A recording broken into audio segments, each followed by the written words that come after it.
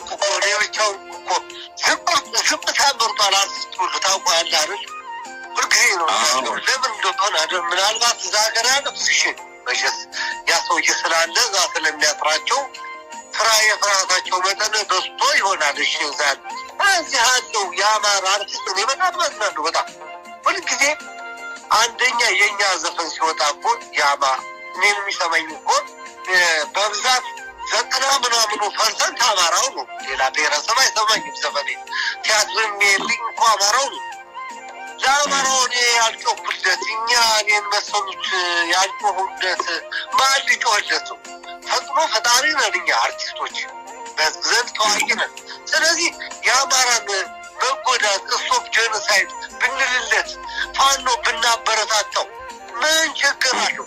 እሺ በአማራ ሰው በመሞቱ ችግር የለውም። ሰው እንደ ሰው ለምን ይሄን የአማራውን በአሁኑ ሰዓት እግዚአብሔር ፈቅዶ አሜሪካ ነው ሲቲንግ ያለው እግዚአብሔር ይመስገን።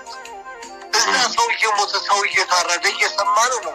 ሚዲያው ጥሩ ጊዜ ደርሰናል። ዛሬ ሁሉ ነገር ፍንትጉ ብላ ትረሳለች እያንዳንዷ ነገር።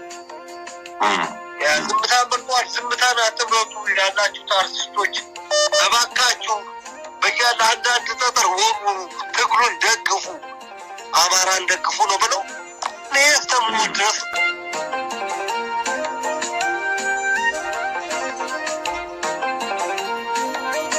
የእውነቴን ነው የምነግርህ።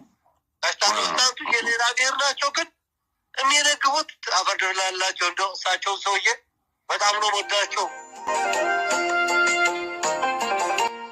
ሰውን ስትፈጠር የግድ እዛ ብሔረሰብ መወለድ በመጎዳቱ ያዘው በማዘኑ አንገቱ በመድፋቱ በማንነቱ በመጠቃቱ ምክንያት ስቶፕ ልትለው ይገባል ያን አፋኙ መንግስትና ይህን ነው ላስተላለፍ የምችለው።